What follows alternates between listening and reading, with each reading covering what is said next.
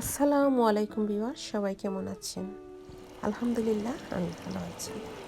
তো আজকে আমি কিছু মিট রান্না করব একটু ডিফারেন্টভাবে।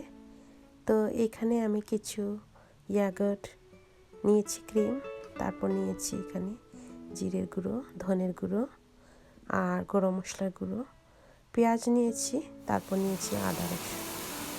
তো এখানে কিছু আমি পেপারও নিয়েছি। তো এখানে আপনারা দেখতে পাচ্ছেন কিছু পেঁয়াজ আমি বেরেস্তা করে নিব। আর এখন আমি মিটগুলোকে একটি পাত্রে ভালো করে পরিষ্কার করে ধুয়ে বসাতে দিয়েছি। তো এখানে আমি এড করেছি আদা রসুন, তারপর দিয়েছি পেঁয়াজ, গরম মশলা। এই সব উপকরণ আমি প্রথমে সাথে দিয়ে মিটগুলোকে কষিয়ে নেব।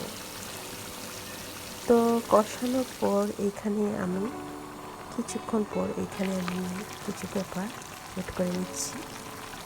তো পেপারগুলো দেওয়ার পর যখন পেপারটা একটু গলে যাবে, তারপর আমি এখানে একটু ক্রিম অ্যান্ড ইয়াগর্ট দুটোই একসাথে মিক্স করে নেব।